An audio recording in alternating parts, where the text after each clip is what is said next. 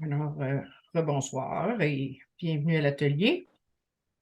On va débuter avec un petit résumé de la semaine dernière, comme je le fais à chaque fois. La semaine dernière, on a lu le chapitre Autres données sur l'alcoolisme. Comme je vous disais la semaine passée, ce chapitre-là traite surtout des rechutes et de l'insanité qui précède une rechute. Donc, quelqu'un qui fait une rechute, c'est important d'aller lire ce chapitre-là. Et dans ce chapitre-là, comme je vous disais, on nous parle beaucoup de l'insanité, le, le- le fait d'avoir perdu la raison par rapport à l'alcool. Notre esprit nous vend des idées fausses par rapport à l'alcool, puis comme notre centre du plaisir a enregistré l'alcool comme étant le point majeur, la solution à notre mal-être, à chaque fois qu'on se sent pas bien ou qu'il pense qu'on aurait besoin d'alcool, il cherche à nous ramener à l'alcool. Et c'est à cause de l'insanité qu'on a besoin d'une puissance supérieure pour nous rendre la raison. Parce que l'insanité, c'est qu'on a perdu la raison. Euh, donc, c'est ça. Dans ce chapitre-là, c'est ça qu'il nous explique. Et il nous parle aussi que finalement, notre puissance supérieure ou les principes spirituels deviennent la solution à tous nos problèmes. Parce que l'alcoolique est mentalement démuni devant l'alcool. Le secours doit nous venir d'une puissance supérieure. Aussi, j'avais une petite comparaison par rapport à ça, par rapport aux étapes, les 3 premières étapes, une petite comparaison sur les ennuis mécaniques avec un auto. Si j'ai un ennui mécanique avec mon auto, moi, je suis incapable de le réparer toute seule. Donc, je suis impuissante à réparer mon auto. Puis comme je viens de déménager, dans l'exemple, je viens de déménager dans une nouvelle ville, je ne connais pas de bon mécanicien. Alors, je vais demander l'avis de mon voisin et qui va me recommander le sien après avoir vanté sa compétence. Donc, je choisis de croire mon voisin. Ça, c'est ma deuxième étape. Et j'appelle le mécanicien, son mécanicien, puis je lui confie mon auto, ma troisième étape. Après qu'il ait fait la réparation de l'auto à un prix raisonnable, je constate que c'est rentré dans l'ordre et je suis contente du résultat. Donc maintenant, j'ai foi dans la compétence du mécanicien. Et s'il survient un autre problème avec mon auto, je vais lui faire confiance à nouveau. Donc, ma foi augmente après chaque expérience positive. C'est un peu la même chose avec notre puissance supérieure, comme on va voir aujourd'hui. On va voir le chapitre Nous, les agnostiques. Et ça discute de la deuxième étape. Deuxième étape qui dit Nous en sommes venus à croire qu'une puissance supérieure va nous rendre la raison. Ça ne dit pas dans cette étape-là que j'ai la foi dès le début. Ça dit simplement que j'en viens à croire. Puis, comme avec mon mécanicien, je vais faire l'expérience de cette puissance, avec cette puissance supérieure-là. Je vais lui confier quelques problèmes, puis si ça marche, ma croyance va augmenter, puis ça va devenir la foi avec le temps, avec les expériences que je vais faire. Donc, la foi, moi, je ne crois pas à la foi aveugle, la foi sans avoir vu de résultat dans ma vie. Je peux croire en une puissance supérieure. Moi, je n'avais toujours plus une puissance supérieure, mais je n'avais pas vu de résultat dans ma vie. Fait que je ne peux pas dire que j'avais la foi. Je croyais qu'il y avait un créateur quelque part, mais je n'avais pas la foi vraiment. La foi, aujourd'hui, je l'ai parce que j'ai vu les résultats de ma vie. OK? Euh, ah oui, je parlais du questionnaire sur la première étape. Est-ce que tout le monde avait répondu aux questions? Est-ce qu'il y en a qui ont eu 100%? Levez la main, ceux qui ont eu 100%. Si vous avez eu 100%, c'est une bonne nouvelle. C'est signe que vous avez fait votre première étape. Donc, on est prêt pour la deuxième. On est au chapitre 4, nous les agnostiques. Salut Marie-Christine! Salut! On vient de commencer, ça fait 2, 3 minutes. Non, 5 minutes. Il n'y a pas de problème, tu arrives juste à temps. On commence le chapitre Nous les agnostiques à la page 50. Daniel, ça te tente-tu de nous lire le premier paragraphe, s'il te plaît? Avec plaisir. Chapitre 4, Daniel alcoolique. Chapitre 4, nous, les agnostiques. Dans les chapitres précédents, vous avez eu des notions sur l'alcoolisme. Nous espérons que vous pourrez établir une distinction nette entre l'alcoolique et le non-alcoolique. Si vous ne parvenez pas à renoncer à l'alcool, alors que vous le désirez sincèrement, et si lorsque vous buvez, vous avez peu de contrôle sur la quantité que vous prenez, il est probable que vous êtes alcoolique. Si c'est le cas, votre maladie pourrait être de celle que seule une expérience spirituelle peut vaincre. Une démarche de ce genre peut sembler impossible à celui qui croit être athée ou agnostique. Mais ne rien entreprendre signifie... Oui. Attends, un petit peu. Donc, le premier paragraphe. Dans ce premier paragraphe-là, il y a deux questions pour savoir si vous êtes un alcoolique. Ils disent, nous espérons que vous pourrez établir une distinction entre l'alcoolique et le non-alcoolique, et pour ça, ils nous donnent deux questions, pas 12, ils nous en donnent deux. La première, si vous ne parvenez pas à renoncer à l'alcool alors que vous le désirez sincèrement. Ici, il nous parle de l'insanité qui nous ramène au premier verre. Si tu n'es pas capable de lâcher l'alcool vraiment, de rester arrêté vraiment pendant un bon bout de temps, c'est que c'est une des caractéristiques de l'alcoolisme. Et ça se rapporte à l'insanité qui cherche à te ramener au premier verre. Donc, si tu ne parviens pas à arrêter vraiment, définitivement, par ton propre pouvoir, et la deuxième caractéristique, lorsque tu bois, est-ce que tu as peu de contrôle sur la quantité que tu prends? C'est la deuxième caractéristique d'un alcoolique. Et ça se rapporte à l'allergie, la maladie physique. Quand tu commences à boire, ton corps métabolise pas bien l'alcool et ça crée en dedans de toi le craving qui demande, la soif insatiable, qui demande plus d'alcool encore, tout le temps. Ton corps en réclame plus. Donc ça, c'est les deux caractéristiques de l'alcoolisme. Donc, c'est la maladie mentale et la maladie physique. Et ce sont les seules caractéristiques de l'alcoolisme. D'en haut, on entend souvent dire qu'il y a l'alcoolisme, il y a aussi la maladie spirituelle. Mais la maladie spirituelle n'est pas une caractéristique de l'alcoolisme. C'est une caractéristique de la nature humaine. On est déconnecté de l'aspect spirituel de la vie, d'une puissance supérieure.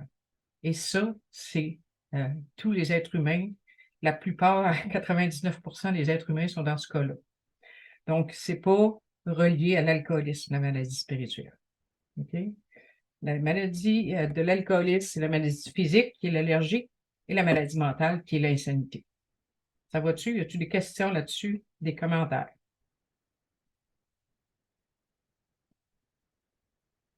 Donc, si ils nous disent la dernière phrase du premier paragraphe, c'est le cas. C'est-à-dire, si tu réponds oui aux deux premières questions, la maladie, l'alcoolisme, pourrait être de celle que seule une expérience spirituelle peut vaincre.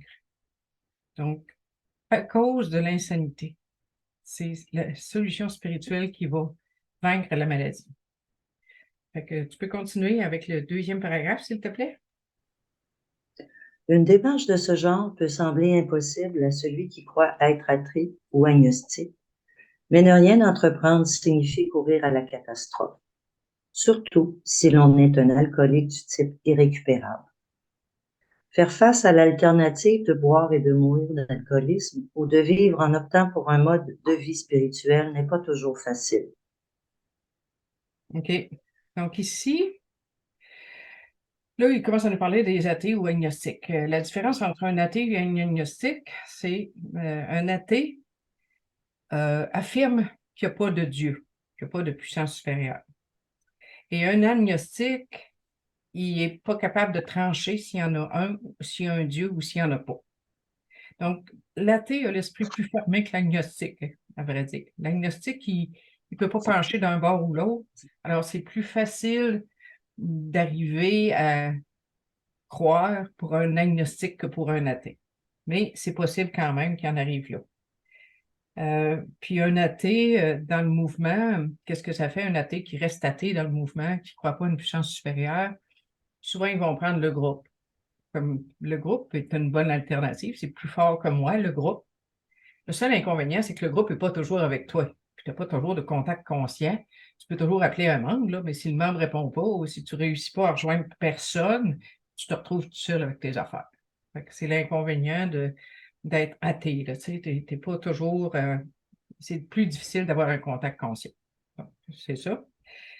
Euh, puis, la dernière phrase du deuxième paragraphe, ils nous disent faire face à l'alternative. Donc, ça, c'est le choix de la deuxième étape. Tu as le choix de boire et de mourir d'alcoolisme ou de vivre en optant pour un mode de vie spirituel. On a vu ce choix-là à la page 29 aussi, dans le gros livre. Donc, le choix n'est pas toujours facile. Ouais.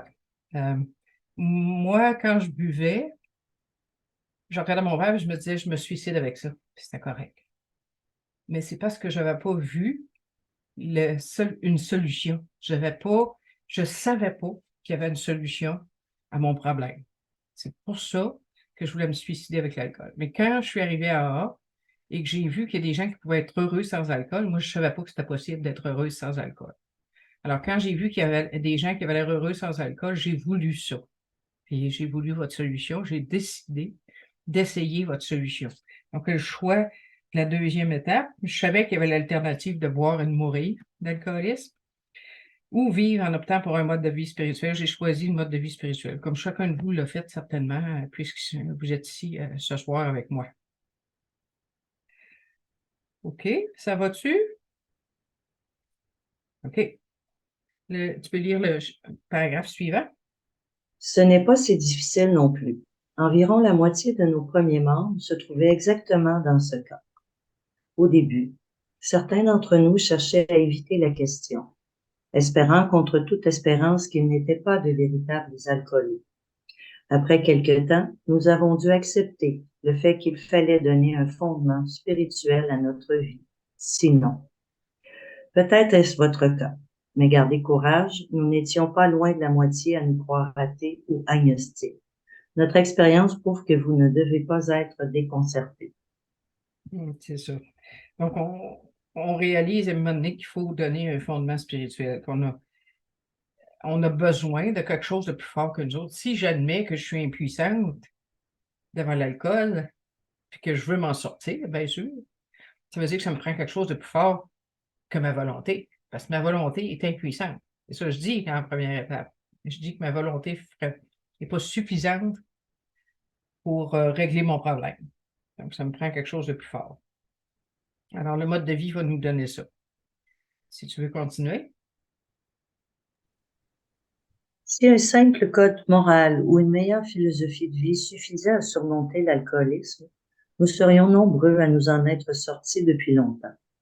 Cependant, de tels principes et modes de pensée ne nous ont pas sauvés malgré tout ce que nous avons tenté. En fait, nous avons souhaité être d'une moralité parfaite.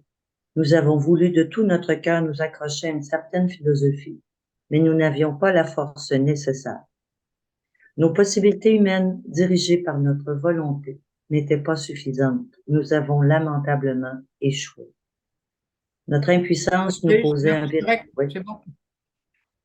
C'est ça. Nous n'avions pas la force nécessaire. Nous n'avions pas le pouvoir. On n'avait pas, si on compare ça à un compte de banque, on avait des fonds insuffisants. Il n'y avait pas suffisamment de ressources pour faire face à l'alcoolisme. Donc, nos possibilités, nos ressources humaines dirigées par notre volonté, ça ne marche pas. Ça ne suffit pas. On a échoué. Puis quand on essaye de se battre contre soi, c'est notre ego qui travaille sur notre ego. Quand tu entends des mondes, je vais travailler sur moi. C'est qui travaille sur qui?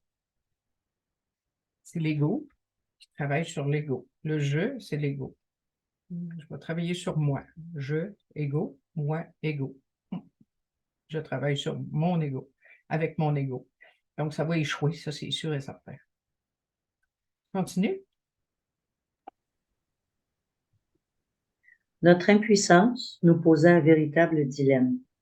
Il fallait trouver une force grâce à laquelle nous pouvions vivre et ce devait être une puissance supérieure à nous-mêmes. Évidemment. Mais où et comment trouver cette puissance? Mhm. Donc, notre manque de pouvoir nous causait un problème. On a un problème, là, c'est sûr. Il nous fallait trouver le pouvoir pour vivre sans alcool. Puis ça doit être plus fort que nous autres parce que notre force humaine n'est pas suffisante. Alors, dans les 10 pages suivantes, ils vont nous dire où et comment trouver cette puissance-là. OK? Vas-y. C'est justement le sujet de ce livre. Le but principal est de vous permettre de découvrir une puissance supérieure à vous-même qui résoudra votre problème. OK, tu peux arrêter là. Tu peux arrêter là. Donc, le but de ce livre-là est de vous permettre de trouver une puissance supérieure qui va résoudre votre problème. Pas qui va vous aider à régler votre problème. C'est votre puissance supérieure qui va régler le problème. Moi, je considère que Dieu n'a pas besoin de mon aide pour régler le problème. Il a juste besoin que j'y donne le problème, que j'y confie totalement, pas à moitié. J'y confie totalement. Et il va le résoudre si j'y laisse. Si je passe mon temps à le reprendre, il ne pourra pas le résoudre. C'est valable aussi pour n'importe quel problème que tu vas confier à ta puissance supérieure. Si tu y confies, puis 5 minutes après, tu es encore en train de t'inquiéter par rapport à ce même problème-là, tu n'y as pas confié. Tu l'as gardé. Tu ne peux pas s'en occuper pendant que tu t'en occupes. Confier, ça veut dire que j'arrête de m'en occuper. Et si l'idée revient, j'y reconfie. Mon Dieu, je te l'ai laissé, je te le laisse. Je te le laisse. Je te le laisse. Aussi souvent que nécessaire. Parce que c'est. Tu sais, l'ego n'aime pas ça quand on lâche des morceaux parce que ça y enlève l'ouvrage, ça y enlève du pouvoir. Ça ne fait pas son affaire. Donc, on va passer un bout. Je vous suggère fortement de lire quand même le chapitre au complet. Là, on va aller à la page 52, le paragraphe qui commence par oui, nous, les agnostiques. Plus bas que la moitié de la page. Oui, nous les agnostiques avons eu ces pensées et ces expériences. Cependant, nous tenons à vous rassurer tout de suite. Aussitôt que nous avons réussi à mettre de côté nos préjugés et que nous avons démontré le plus petit désir de croire en une puissance supérieure, déjà les résultats ont commencé à se faire sentir, même si personne d'entre nous ne pouvait définir ni bien comment, ni bien comprendre cette puissance qui est Dieu. Mhm. Donc, c'est ça. Ils nous disent un peu plus haut, je voulais vous lire ça, j'ai oublié, au début du paragraphe, au début de la page, il disait, nous n'aimions pas l'idée de croire et de dépendre d'une puissance supérieure à nous-mêmes, qui était pour nous signe de faiblesse et même de lâcheté. Un peu plus loin, ils disent, nous regardions avec mépris les nombreuses personnes qui se disaient pieuses. Donc ça, c'est notre vieille façon de penser puis de voir les choses, tu sais. Alors, ils disent, c'est pour ça qu'ils disent aussitôt que nous avons réussi à mettre de côté nos préjugés et que nous avons démontré le plus petit désir de croire. Donc, tu n'as pas besoin, comme je disais, d'avoir la foi dès le début. Tu as juste besoin d'avoir le désir de croire en une puissance supérieure puis de l'essayer. Déjà, les résultats ont commencé à se faire sentir.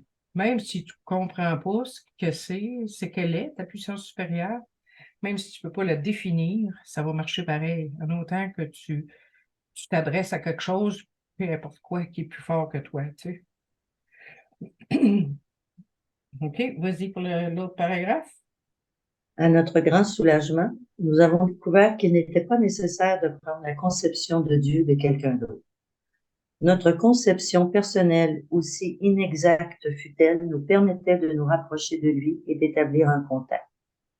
Aussitôt admise l'existence possible d'une intelligence créatrice, d'un esprit de l'univers sous-tendant la totalité des choses, nous avons senti que nous devenions plus forts et plus aptes à nous diriger, à condition toutefois de franchir d'autres étapes bien simples. Nous nous sommes rendus compte que Dieu ne se montre pas trop exigeant envers ceux qui le cherchent. Pour nous, le royaume de l'esprit est large et vaste. Il englobe tout. Jamais il n'exclut, jamais il ne se ferme à ceux qui le cherchent avec ardeur. Il est ouvert, nous le croyons, à tous les hommes. Hmm. Donc, ici, ils nous disent que Dieu ne se montre pas trop exigeant vers ceux qui le cherchent. Ils disent pas, ne se montre pas trop exigeant vers ceux qui le trouvent. Le chercher est suffisant. Euh, puis, Dieu n'est pas perdu, c'est moi que me suis éloigné. Il va me trouver. Mais il faut que je le cherche, il faut que j'aie le désir de le trouver, à tout le moins. C'est ça. Le royaume de l'esprit. Il utilise des termes, différents termes. C'est Bill qui aime beaucoup utiliser des termes différents pour nommer la même chose, là. Il parle de Dieu, puis il parle du royaume de l'esprit. C'est des termes qui est chrétien, mais tu prends le terme qui fait ton affaire. C'est ça qui est important. Donc, la puissance supérieure est prête à nous aider si j'aime, en autant qu'on la cherche. Donc, ils disent, par contre, le paragraphe suivant, ils disent, par conséquent, lorsque nous vous parlons de Dieu, nous parlons de votre propre conception de Dieu. Donc, peu importe ce que c'est, ça peut être aussi simple que Dieu est l'amour, ou Dieu est la nature, ou Dieu est, je sais pas, tu peux mettre le mot que tu veux dessus, ta puissance supérieure, tu sais. Ils disent un peu plus loin, ne laissez aucun de vos préjugés quant aux termes de spiritualité vous empêcher de vous demander honnêtement ce qu'ils peuvent signifier pour vous. Alors, c'est ça. Garder l'esprit ouvert, c'est une des comment je dirais bien ça, des conditions pour que ce mode de vie-là fonctionne. Donc, ils disent à la fin de ce paragraphe-là, le deuxième paragraphe de la page, ainsi nous avons commencé avec notre propre conception, si imparfaite fut-elle. C'est le début. Alors, si tu veux lire l'autre paragraphe. Nous n'avions qu'une petite question à nous poser. Est-ce que je crois ou veux croire en l'existence d'une puissance supérieure à moi-même? Aussitôt qu'un homme peut affirmer qu'il croit ou qu'il veut bien essayer de croire, pour nous, il se trouve incontestablement sur la bonne voie. La preuve a souvent été faite parmi nous que sur cette pierre angulaire, bien simple, une structure spirituelle merveilleusement solide peut être érigée.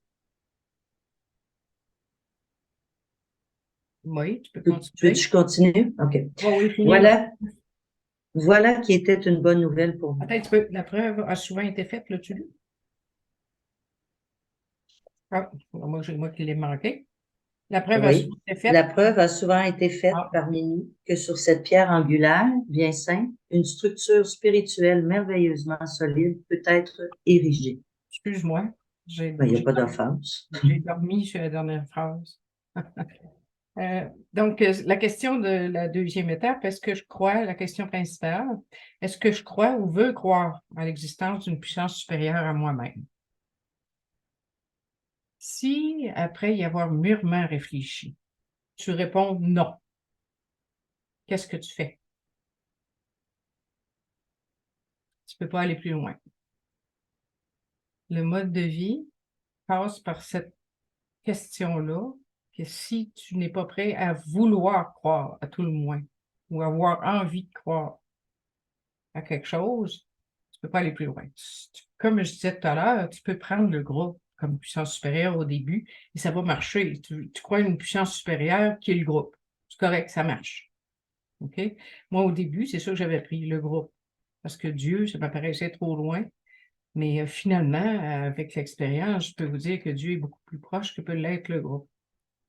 Parce que quand ils nous disent où trouver Dieu, ils nous parlent de trouver Dieu à l'intérieur de chacun.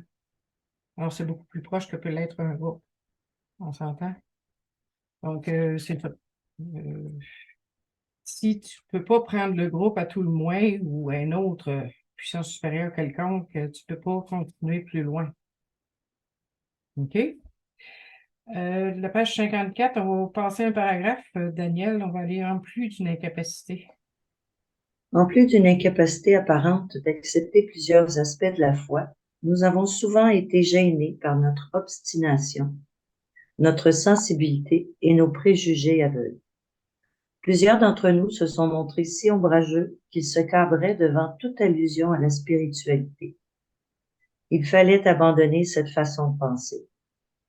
Bien que certains de nous aient résisté, nous n'avons pas eu trop de mal à faire taire ces sentiments. Face à la destruction alcoolique, nous nous sommes rapidement ouverts aux choses spirituelles, tout comme nous avions essayé de le faire sur d'autres sujets. En ce sens, l'alcool a eu sur nous un important effet de persuasion. Il nous a finalement forcés à devenir raisonnables. Le processus a parfois été fastidieux. C'est pourquoi nous espérons que personne ne gardera ses préjugés aussi longtemps que certains de nous l'ont fait. Oui. Quand tu dis au début du paragraphe, l'incapacité d'accepter plusieurs aspects, nous avons été gênés. En anglais, c'est plutôt handicapés. Et ça se rapproche plus de ce que ça veut dire. On a été handicapés par notre obstination, notre sensibilité et nos préjugés aveugles. Donc, c'est ça, il fallait abandonner cette façon de penser-là. Puis, ils disent face à la destruction alcoolique, c'est face à la. Ils appellent ça en anglais the gift of desperation. Si tu as le cadeau du désespoir. Si tu es désespéré, tu vas t'accrocher à la bouée de sauvetage qui est le mode de vie spirituel. Si tu veux t'en sortir, vraiment. Donc, c'est cela que ça dit dans ce paragraphe-là. Là, ils suivent avec une discussion sur la page 55, au début du premier paragraphe complet, ils disent l'homme pratique d'aujourd'hui exige des faits et des résultats. C'est sûr qu'on on croit à toutes sortes de choses dans notre vie. Tu sais, la croyance, la foi, tu as la foi que quand tu pèses sur le bouton de la lumière électrique, ça va ouvrir parce que tu l'as déjà expérimenté, tu sais que ça marche. Mais tu ne comprends pas comment l'électricité fonctionne, mais tu l'utilises. Tu l'utilises pareil. Fait que la foi, c'est à peu près la même chose. Tu vas, plus tu vas t'en servir, tu ne sauras pas pourquoi ça marche, mais tu vas t'apercevoir que ça marche, puis tu vas avoir la foi. Tu vas en venir à faire confiance à cette puissance supérieure-là que tu ne peux pas expliquer, dans le fond. On va aller à la page 56, au lieu de reconnaître. Au lieu de reconnaître que nous sommes seulement les agents intelligents et les fers de lance d'un univers toujours en évolution et créé par Dieu, nous, agnostiques et athées, avions choisi de croire que l'intelligence humaine était le premier et le dernier moi, l'alpha et l'oméga, le début et la fin de tout. C'est un peu prétentieux, n'est-ce pas?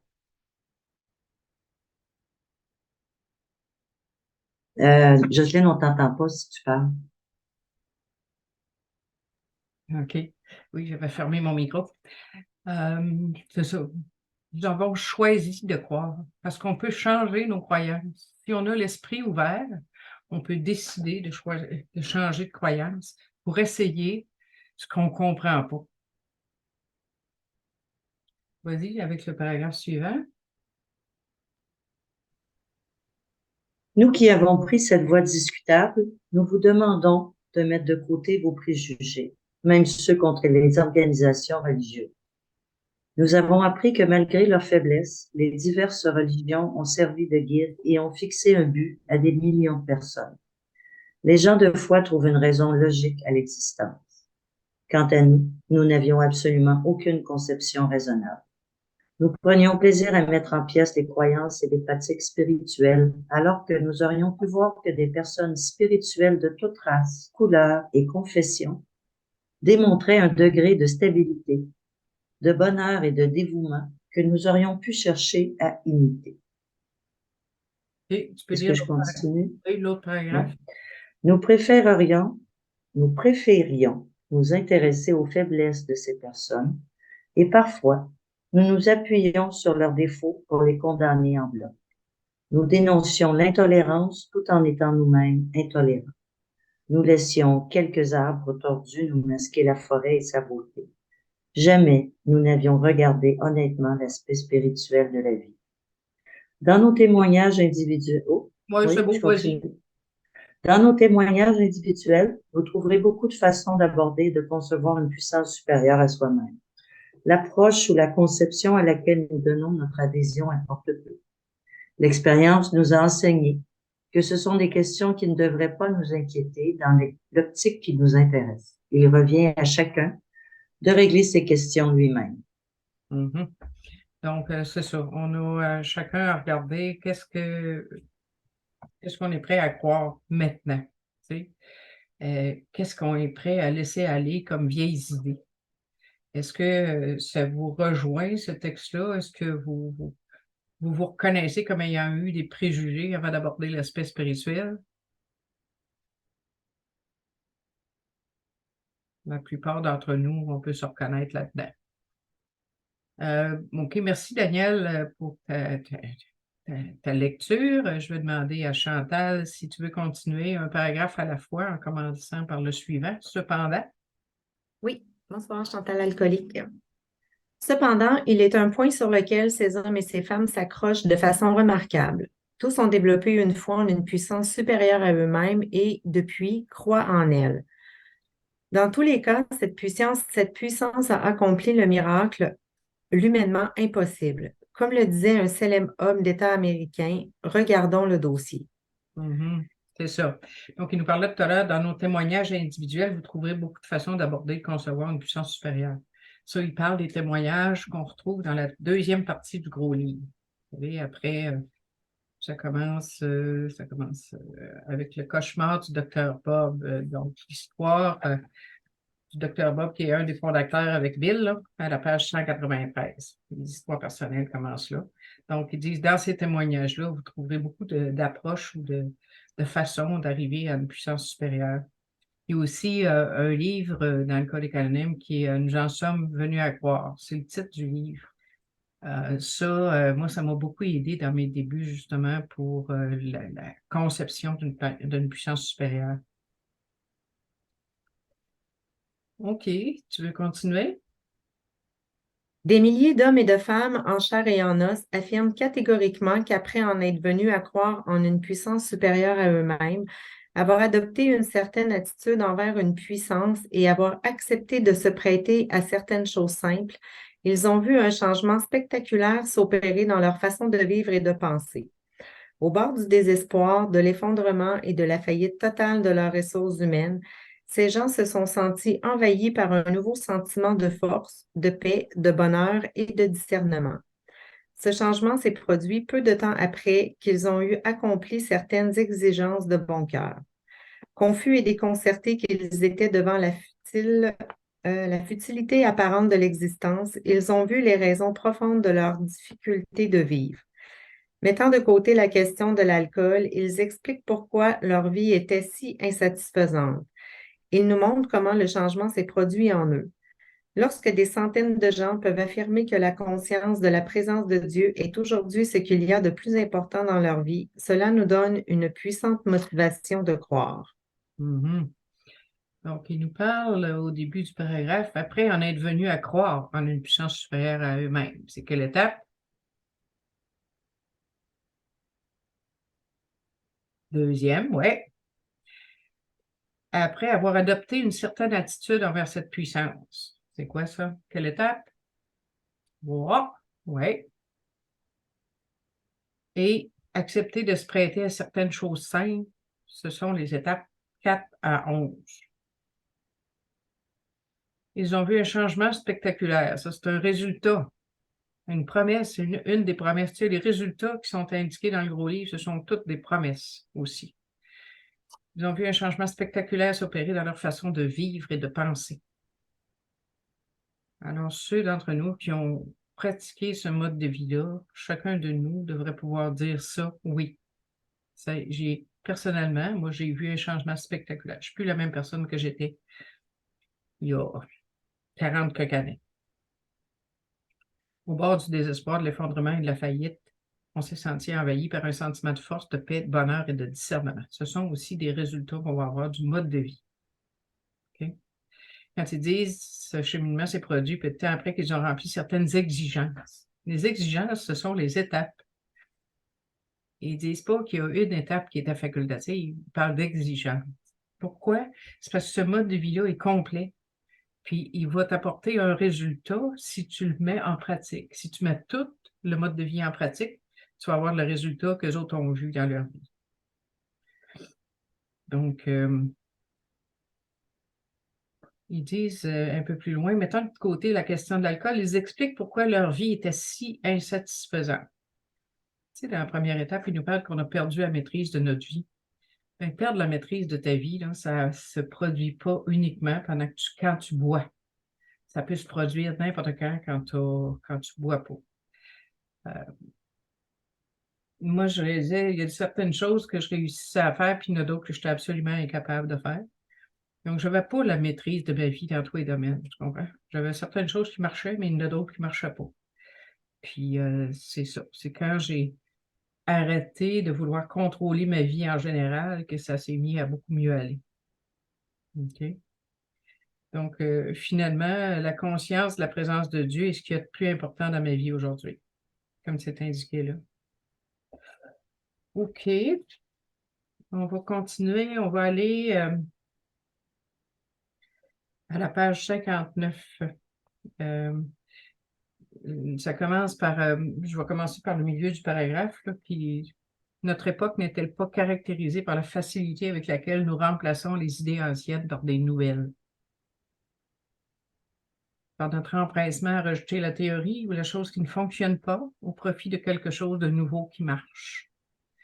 Autrement dit, avec le Moyen Âge était caractérisé par les gens avaient des idées fixes, puis il y en demordait pas. Aujourd'hui, à l'ère moderne, on est habitué de changer nos idées rapidement.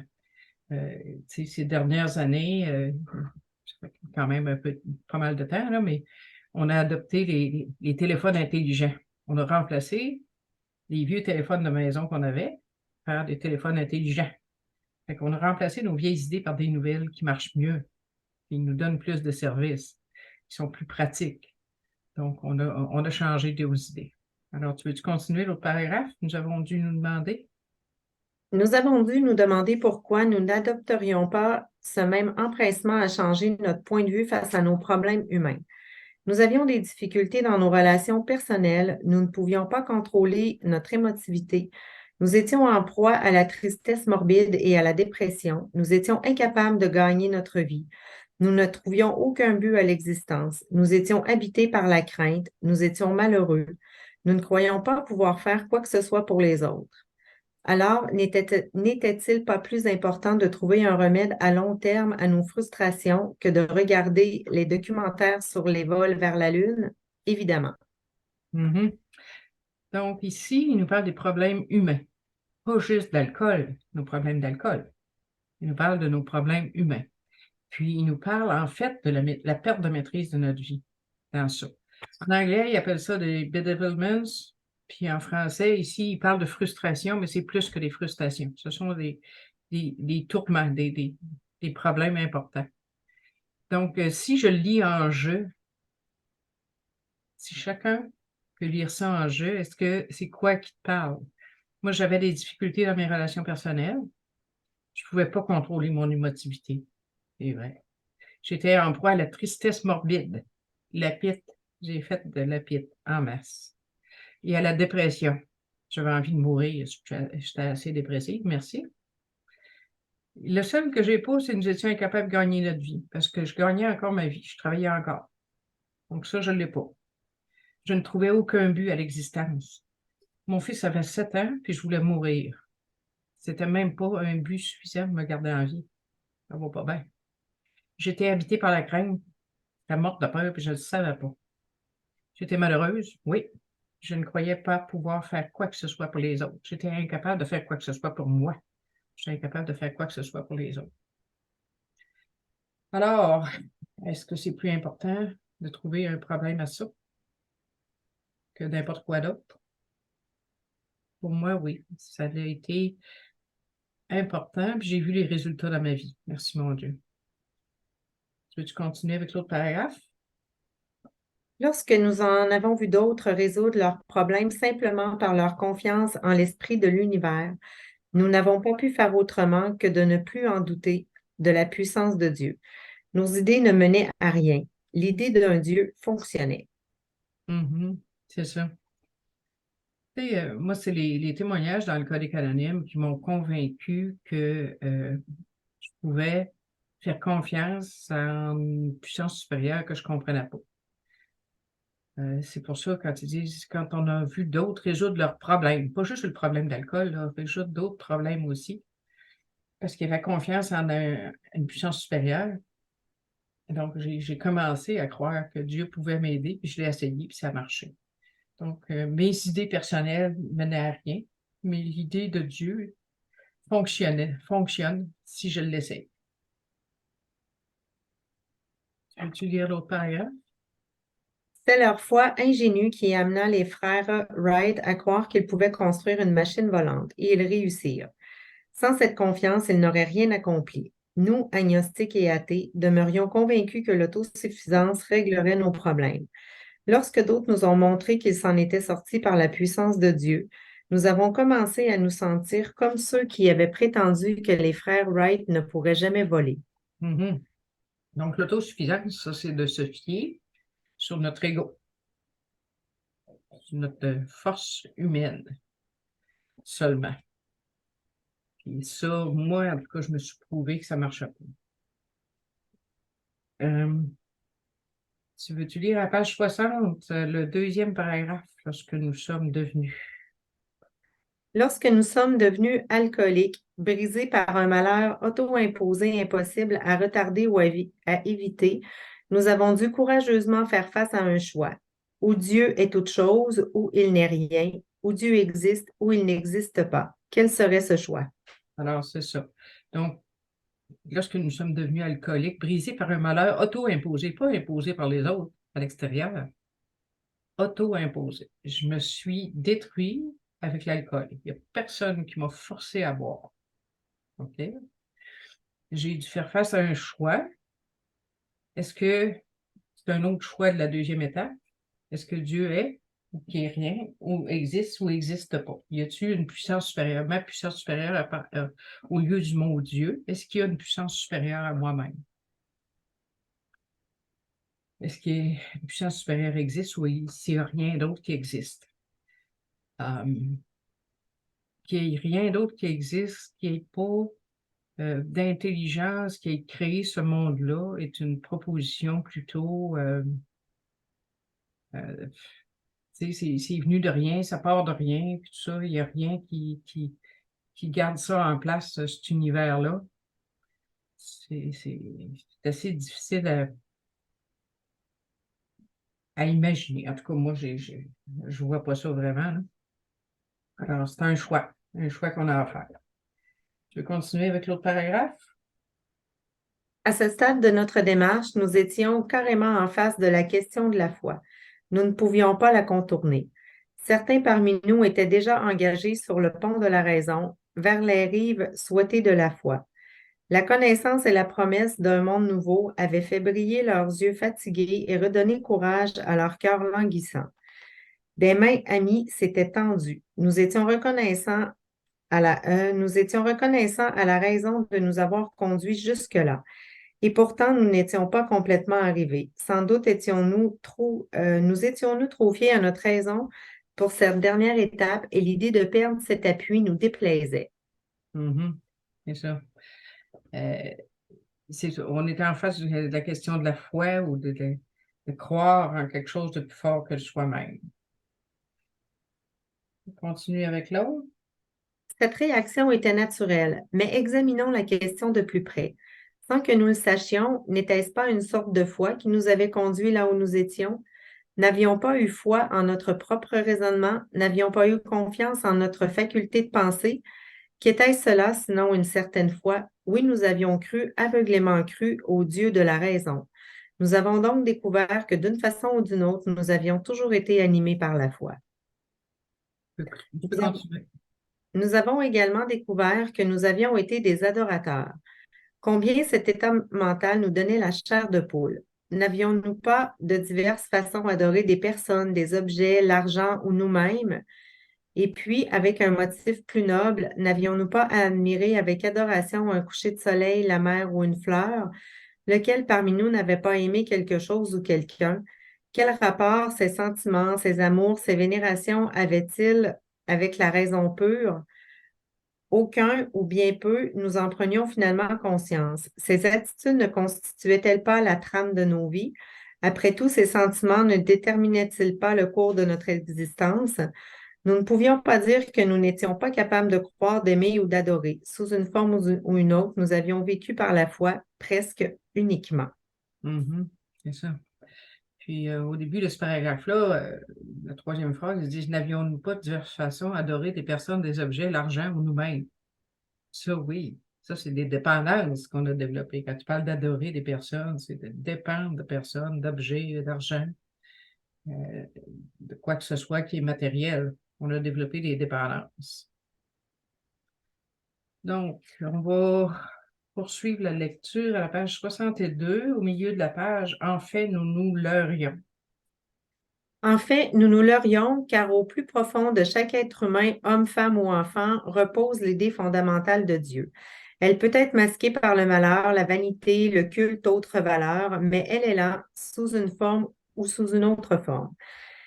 La foi en une puissance supérieure à nous-mêmes et les manifestations miraculeuses de cette force dans la vie d'êtres humains sont des faits aussi anciens que l'homme lui-même. Mhm, c'est ça. Euh, la- la- la- L'idée d'une puissance supérieure ou le concept d'une puissance supérieure est peut-être très loin, mais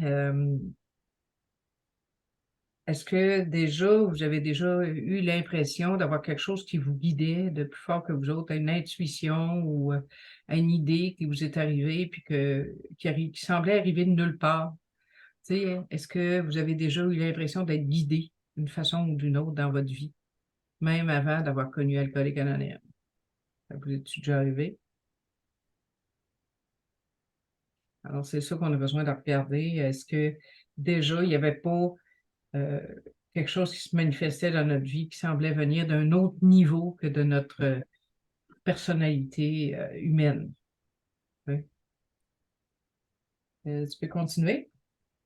Finalement, nous avons découvert que la foi en Dieu, peu importe ce Dieu, faisait partie de notre nature, comme les sentiments que nous éprouvions pour un ami. Parfois, nous avons dû chercher en faisant taire nos craintes, mais il était là. Son existence était aussi réelle que la nôtre. Nous avons découvert la grande réalité tout au fond de nous. En dernière analyse, c'est seulement là qu'on peut le trouver. Ce fut notre expérience. Nous Mhm. ne pouvons. OK, c'est beau.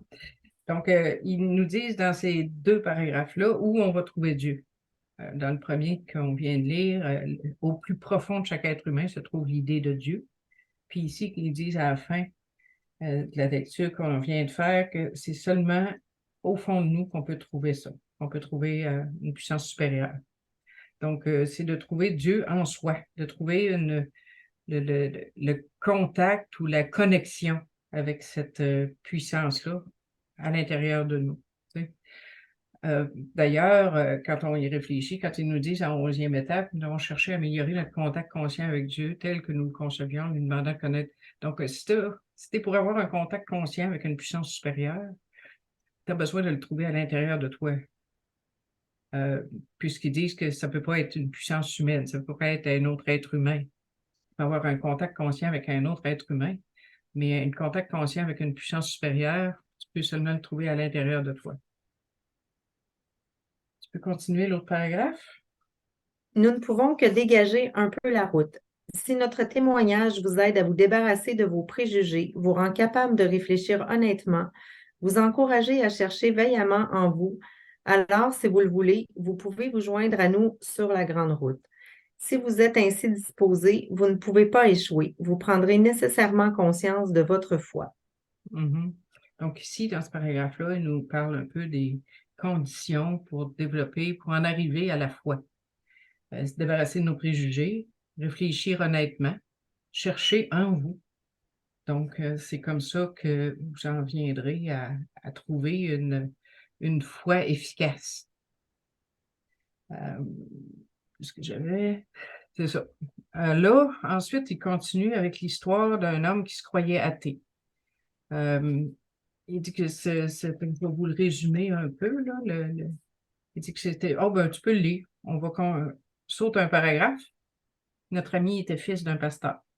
Notre ami était fils d'un pasteur. Il fréquentait l'école religieuse et il a fini par se révolter contre tout ce qu'il considérait être un excès d'enseignement religieux. Dans les années qui ont suivi, les ennuis et les frustrations se sont acharnés contre lui. Faillite financière, folie, maladie mortelle, suicide. Tous les malheurs dans sa famille immédiate ont été frappés, l'ont laissé déprimé et amer.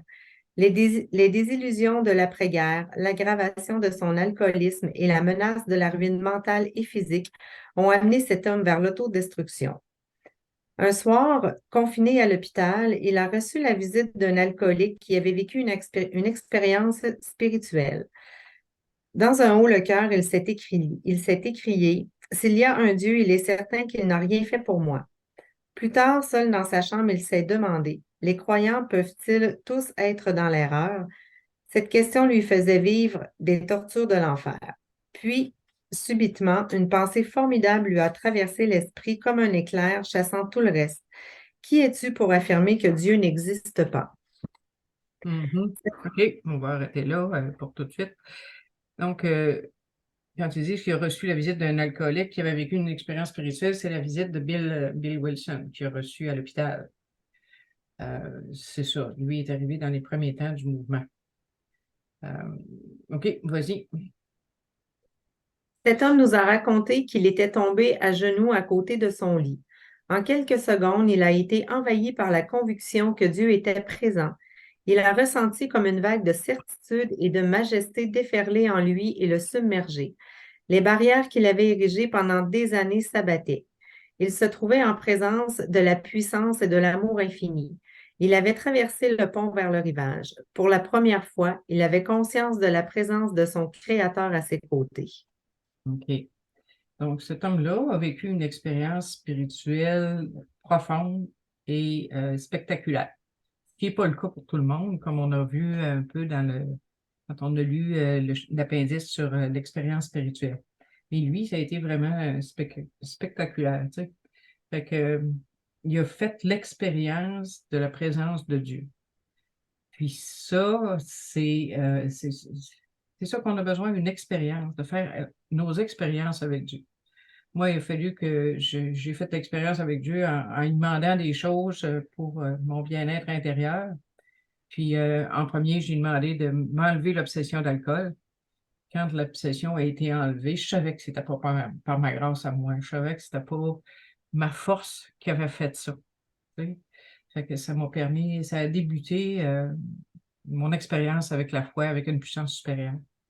Puis tranquillement, je lui demandais des choses pour être un peu mieux, pour avoir un peu de courage, avoir un peu de paix, puis ça marchait tranquillement. Fait que ma foi s'est développée avec des expériences, des petites expériences spirituelles. Fait que, plus tard, j'ai vécu des expériences spirituelles plus profondes, mais le début a été tranquillement, puis ça a été correct. J'aurais pas, dans mes débuts, probablement été capable de faire face à une grosse expérience spirituelle. Je ne sais pas, mais en tout cas, je pense. Tu peux continuer la lecture? Ainsi fut mise en place la pierre angulaire de la vie de notre ami. Aucune vicissitude ne l'a ébranlé. Son problème d'alcoolisme a été éliminé. Cette même nuit, il y a plusieurs années, il a disparu. Sauf à quelques occasions, l'idée de boire n'est plus jamais revenue. Dans ces moments-là, il était pris d'une grande répulsion. Apparemment, même s'il l'avait voulu, il n'aurait pas pu boire. Dieu lui avait rendu la raison. Mhm. Donc, Dieu lui a rendu la raison. Il n'avait plus besoin de boire. L'insanité a été éliminée de son esprit. C'est ça le miracle de l'expérience spirituelle suite à une expérience spirituelle. C'est un changement psychique, un changement dans l'état d'esprit, vraiment profond. Continue. N'est-ce pas là une guérison miraculeuse? Pourtant, les éléments en sont simples. Les circonstances l'ont amené à croire. Il s'est offert humblement à l'auteur de ses jours, puis il a su. Donc, le fait, dans ce qu'on vient de voir, là, dans l'expérience spirituelle qu'il a vécue, lui, il a fait sa première étape, il a admis qu'il n'était pas capable tout seul. Il en est venu à croire que Dieu existait et qu'il pouvait lui rendre la raison. Puis il s'est offert à lui, donc il a fait sa troisième étape.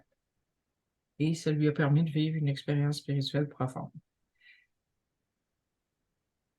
Pour, tu sais, moi, je crois que plus ton bas fond est profond, plus tu en prends conscience, puis plus tu lâche un cri du cœur vers une puissance supérieure, plus ton réveil spirituel se produit et profond aussi.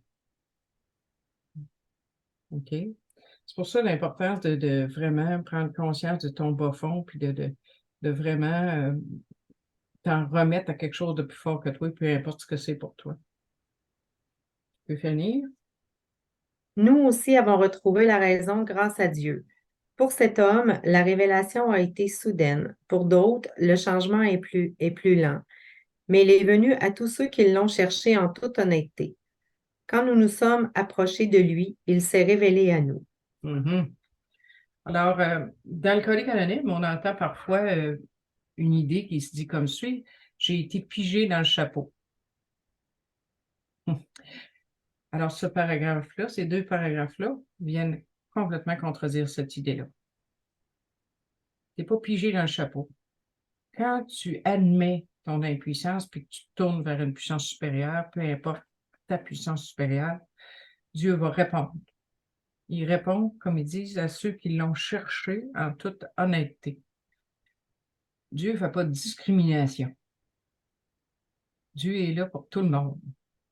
Si tu t'ouvres, la grâce est disponible à tout le monde. Le problème, c'est que la plupart des gens ne veulent pas s'ouvrir à d'autres choses. Ils ne veulent pas admettre, premièrement, qu'ils ont un problème. Déjà, ça peut être difficile. Et ensuite, s'ouvrir à quelque chose de plus fort que les autres, ça peut être difficile aussi. T'sais.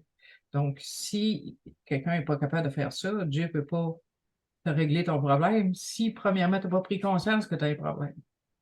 Puis, deuxièmement, si tu n'as pas cherché de l'aide. T'sais, si tu vas dans Alcoolique Anonyme, puis que tu as un problème, puis que tu n'en parles pas à personne, tu ne t'ouvres pas à personne, ben, tu n'auras pas d'aide là-dessus, pour régler ton problème. Fait que si par contre, tu en parles à quelqu'un, il va pouvoir peut-être te faire des suggestions qui vont pouvoir t'aider à régler ton problème, peu importe ce qu'il est. Ça va-tu pour ça? Y a-tu des questions, des commentaires sur la deuxième étape?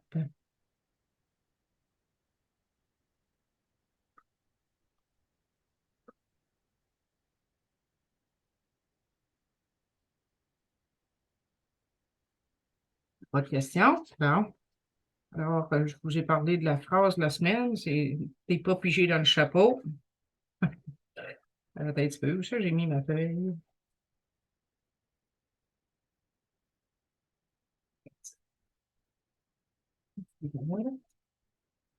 Le devoir de la semaine, là. Est-ce que je vous suggère, c'est peut-être de faire un tableau avec deux colonnes. La première colonne, c'est mes vieilles idées sur Dieu. Là, je vais mettre le mot Dieu, je ne mettrai pas le mot puissance supérieure. Pensez à ce que vous avez, qu'on vous a enseigné par rapport à Dieu ou ce que vous avez compris de Dieu. Il y en a qui n'ont peut-être pas eu l'éducation religieuse du tout, alors peut-être que tu n'auras pas beaucoup d'idées sur ce qu'est Dieu, peut-être que tu en as aussi. En tout cas, mets tes vieilles idées sur Dieu d'un côté, puis face à chacune de tes vieilles idées, dans la deuxième colonne, mets sur quoi aujourd'hui, à quoi tu crois aujourd'hui ou ce que tu veux croire. Je vous donne un exemple. Moi, j'avais cru, dans l'enseignement que j'ai reçu, j'ai accroché sur l'idée que Dieu était un Dieu vengeur, un Dieu qui punit. Alors ça, c'était ma vieille idée. Avec Alcoolique Anonyme, vous m'avez montré que Dieu est amour, un amour inconditionnel. Alors ça, c'était ce que je voulais croire. Aujourd'hui, je le crois vraiment, là, mais quand je suis arrivée, c'était ce que je voulais croire à ça. Après ça, quelle vieille idée. J'avais l'idée que Dieu était très loin dans le ciel et qu'il n'avait pas le temps de s'occuper de moi. Fait que ma nouvelle idée a été, que j'ai découvert avec vous autres, que Dieu s'occupait de moi et que Dieu pouvait m'aider si je lui demandais. Fait que ça, c'était ma nouvelle idée. Quelle autre idée que j'avais?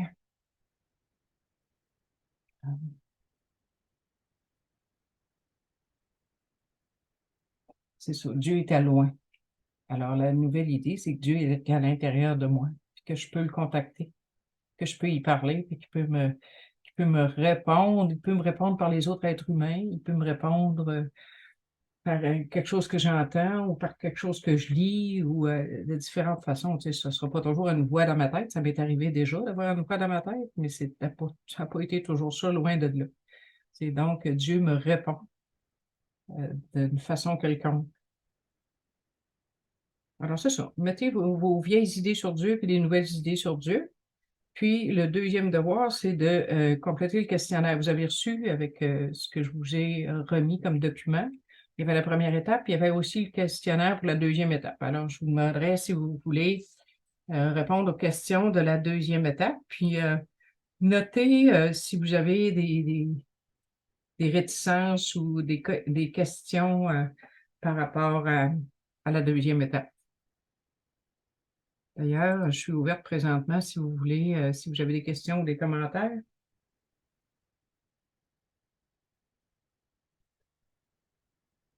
S'il n'y en a pas, on va terminer l'enregistrement.